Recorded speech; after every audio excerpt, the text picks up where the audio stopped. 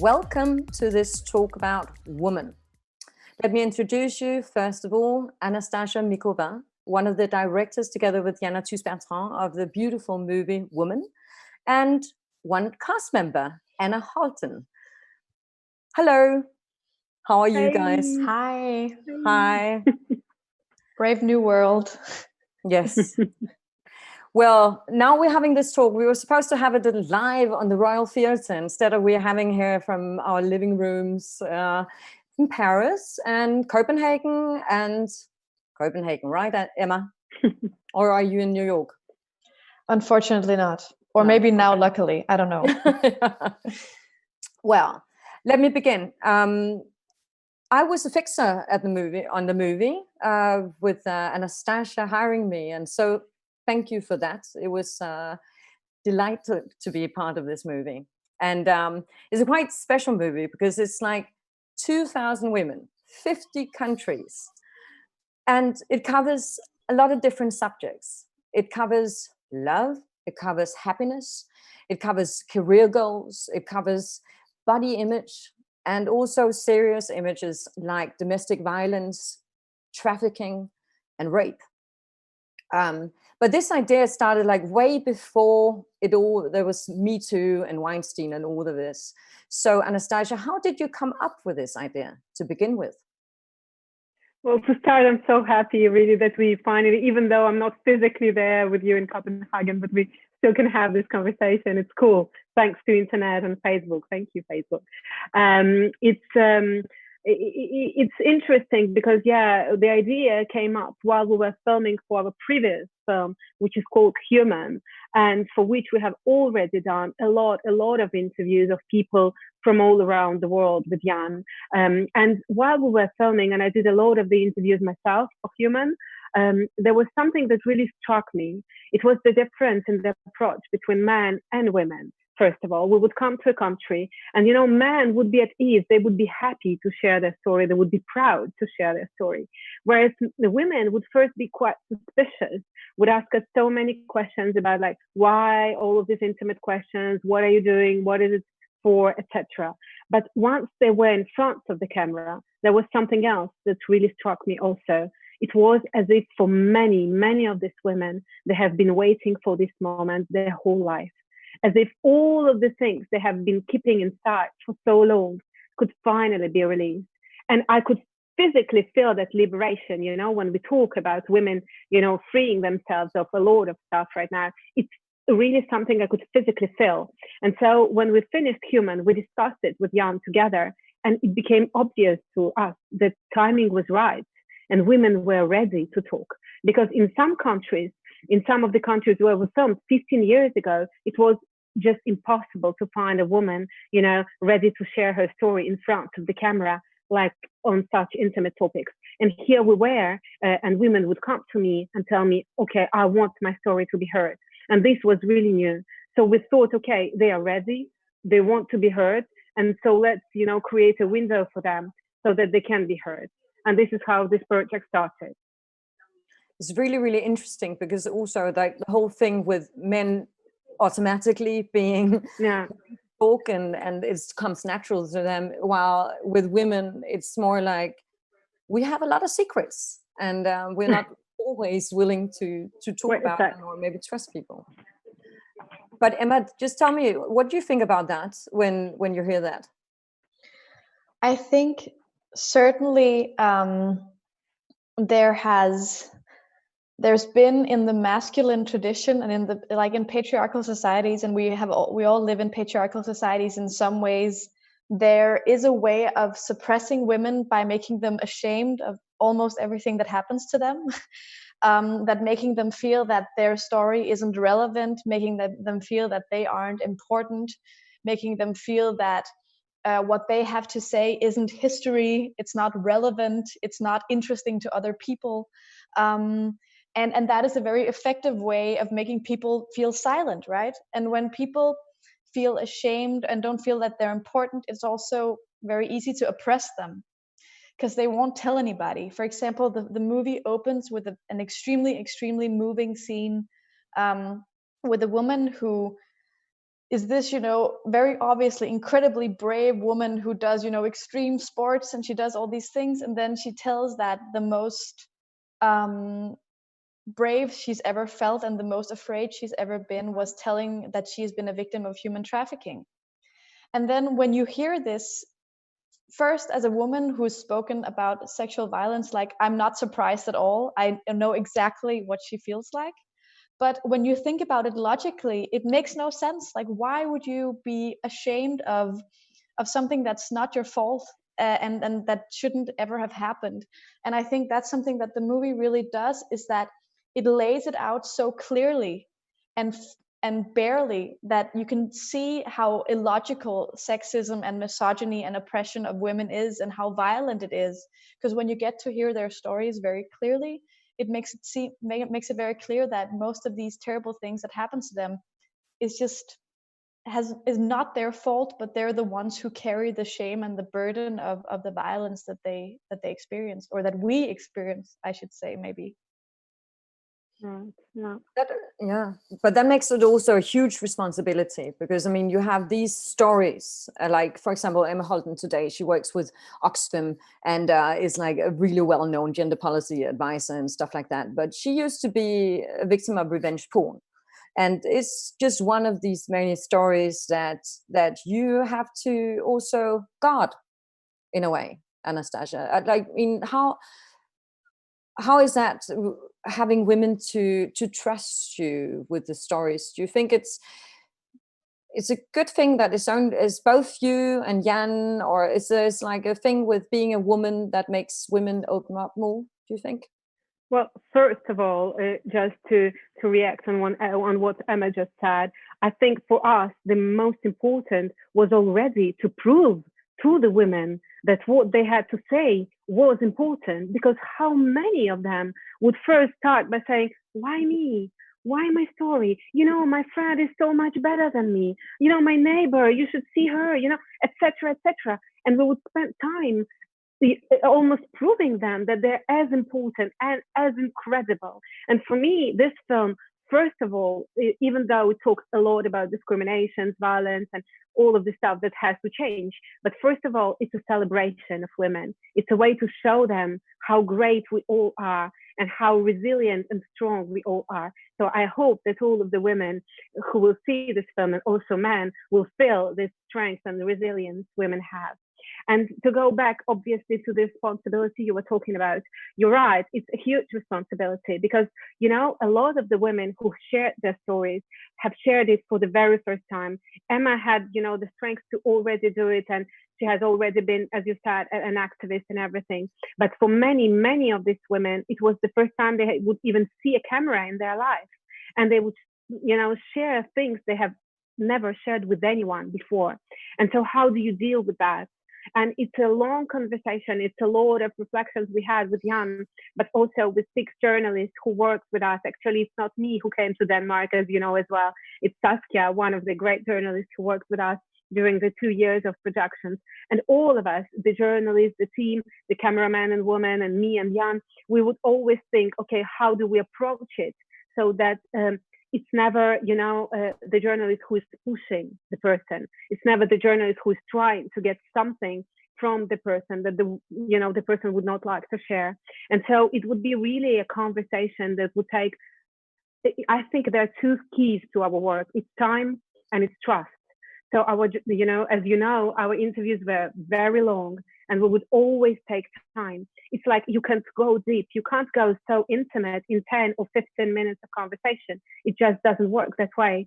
You have to take time. So it would be like around 2 hours, 1 hour and a half, 2 hours, sometimes even 3 hours, depending on the person. And then also the trust that you also have to kind of to install, you have to create. And so we would always put many months in advance to prepare the shootings and to find the women and to explain them the project, so that beforehand they know why they participate to a project like that. And actually, you are one of the women who did that for us in Denmark. And it was very important that we just don't come like that and say, okay, please sit there and share your story, because when you share so intimate things, you have to understand that why you're doing it, and you have to kind of to choose it. And for us, that was very important at every stage of the production. And some women would share stuff, but we're just in that black room, you remember that, and there is just a journalist and yourself, and it's very intimate. And sometimes some women may forget that millions of people will watch it after. And, sometimes you may not realize it. And so for the most difficult stories, for the most touchy stories, we would go back to these women months and months after that and let them know, okay, that's what we've chosen for the film. For the light stories, for the night moments, no. But for the difficult moments, we would do that. And some of the women, we have contacted them 2, 3, 5 times, just even 1 year after, to be sure that they haven't changed their mind. And actually, to be honest, I thought that there would be much more women who would change their mind, because, with time, thinking over and everything, and to be like, I think out of 2,000 interviews, maybe 15 women changed their minds. So when we say that women are ready, I really saw it with my eyes, that they are ready and they want their stories to be heard. And even though I've been an activist for a long time, I've told my story many times, I still remember leaving that room on my bike and being like, I hope this works out well. Because that there is a lot of trust in it, because we don't live in a society where everyone is understanding of sexual violence, where everyone believes you when you tell them your experience, where people don't ridicule. Like, I've had experiences as an activist, as a survivor, where I've been put in contexts in journalism, in art, where I've been like, that's not how I see myself or my story at all. Like, that's and it doesn't take so much for you to feel very misunderstood. And I think that's something that I really like with the movie, is that it's only the woman's own words, and then you can use those words and understand it in the way that you want. Because something that's often very difficult when you describe a situation, for example, a situation like having an abortion, which is one of the other themes in the movie. And you have these different women who've had abortions under extremely different circumstances, for different reasons. Some of them were voluntary, some weren't. And something like abortion is something that there are so many opinions about all over the world. And you can frame it in so many different ways, a religious, traditional, feminist, whatever way. But when you get only the words from the woman, it gives it's her way of saying it. It's how she would say it in her own words. And I think actually we get that very rarely. I remember when I did my first activist project, Consent, in 2014, this was, I was only 23, but this was still one of the things that I considered. There's someone in the back there. Photographer. This was one of the things that I considered, was that I had talked to journalists about the story of what had happened to me, and I talked about some, with some movie makers and some artists, and I didn't feel secure with any of them. I was like, I have to do this myself in order for the story to be in my words. So I ended up doing a project with a photographer, but writing a text myself. And I think a lot of women feel that way, that, we have maybe experienced sexual violence, and then we read about it in the newspaper, and it's like, yeah, but that's not my experience, or that's not how it felt to me. Or maybe we read about discrimination or whatever, and it's not how we would say it. And I think that's one of the really great things with the movie. It doesn't try to give context or say, and then this means, and this happened, and then she said this. It's just like, this is how she tells the story, and that's enough. And I think that made a really big impact for me, because it also shows, we're different. We experience things differently. Like, a rape is not just a rape. Everyone has their story and how they deal with it and what it makes them think and the effect it had on them. And to understand women's experiences, we need to have all the different understandings. It's not enough that we have, the story of Harvey Weinstein. That doesn't mean we understand harassment. And I think that's what I really like about the many voices, that it kind of is an admittance that you cannot explain it with one story. It's just. Well, thank you so much, because I'm always asked, like every time I do a Q&A, someone asks me like, why don't you give any context? Why don't you explain this or that thing? And each time I explain what you just said, because it's exactly about that. It's like we decided this film not to be explaining anything. We decided that for once we just focus on women voices, and it's already enough. They have so much to say. I don't need to explain. I don't need to give context. I don't need to give that or that detail. I think that the story is what's the most important. It's as you say, we don't see that much of women just sharing their story. And I think that when you have someone looking into your eyes and sharing the most intimate stuff with you, you can't question that. You can't say, it's something I saw on TV and a journalist was explaining. It's just something who talks directly to you and who's just, one-to-one sharing his life. And so it's like you can't say it doesn't exist. And that's really what we wanted to do, to show all the diversity, but all the uniqueness, but also all the universal things that we share as women. But I think it's really interesting, that thing you say with women always say, why me? I think, I talked to the leader of the parliament here in Denmark, and she was still, why me? Why is my personal story interesting? And it's Pia Kjærsgaard, she's a pretty big, politician here in Denmark. And it's funny, that whole thing with women, why we're kind of modest when it comes to our stories and whether we're interesting enough, because we maybe not been raised as being interesting enough. However, my mom, she was always very good at telling me that I was interesting.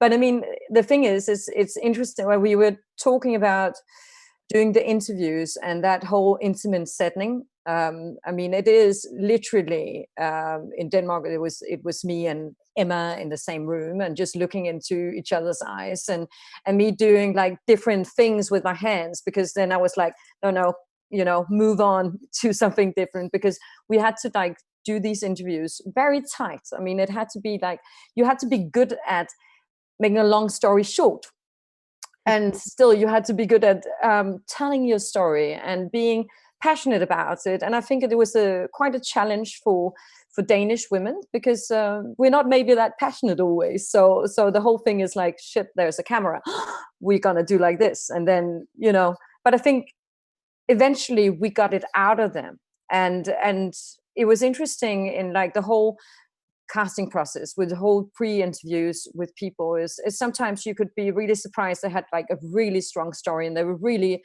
they would have been a well-written story, but the second they was on camera, they froze. Or the other way around, they were magnificent on camera, and all of a sudden they were like, wow, okay, you could be quite interesting. And I think that was a really interesting part of the whole project, whether people were able to open up and tell their story in a short way. It's very interesting because, in the way, it's another question I'm often asked, is like, how did we work with the fixers, only women, by the way, for this film, where, in charge to find the women, to explain the project, to prepare the interviews, and you're one of them. Each time I'm asked, like, what was the criteria, like, for the casting? And I'm like, it's not a real casting. We didn't have a criteria of age. We didn't have a criteria of, like, what kind of job or social, or what kind of city, or maybe more of a countryside. It wasn't about that. It wasn't about like putting people into, that or that box. It was more of finding, as you're saying, women who are ready and who are able to share their story in front of the camera, because not everyone is able to do that.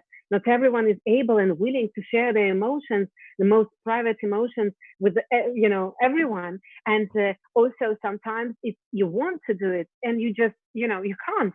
And the whole, I think, well, it will be interesting that if you can explain how you work. But the whole thing in advance, preparing the interviews in advance, was to create the trust, but also to feel who would be the women who will be able and who would be happy to do that, and for whom it won't be kind of frustrating just to push themselves too hard, to speak and not managing maybe, or something like that. I think sometimes it was also, having a sense of a feeling with the women. There was one woman where she was kind of almost boring life. I mean, when you met her, she was like, I don't know, but there was something about her. There was just something about her that I just had this feeling. And I was saying to Sasha, one of the journalists, and I was like, we have to use her, because I just have this feeling that she would just, shine through when she gets on camera. And she did. And it was the bishop who was talking about, where she was talking about this, how she fell in love with her for the first time. And she was talking about happiness, and you could feel that she was happy. And I mean, that was the whole thing and otherwise, I mean, I also experienced this woman. I was sure that she would be amazing. And all of a sudden, she became so nervous. And it was such a shame, because all of a sudden it was difficult to tell her story. I mean, we managed, and she did eventually, but it was also the whole thing with having, you're trying to make this room calm, and you're trying to make it like a good experience. But it's also the whole thing of stage fright can happen. I mean, the camera is all of a sudden rolling, and you have this light in your eyes and completely dark room, and you have to tell your story. And I mean, sometimes I was thinking, I'm happy I'm not on the other side, because it's quite, I think it's a challenge. I'm not sure if I could do it. So I'm really proud that the women were able to. It's a real challenge, you're right. Yeah, I think one of the things that I found very, I think, moving and interesting was how extremely well a lot of the older women were in the movie. Because I think that when you're a young woman, there's, of course, you can't generalize. Everyone is different, but many of the young women, including myself, are kind of like, trying to explain like this and that, and from that angle and this. And many of the older women are just like, no bullshit.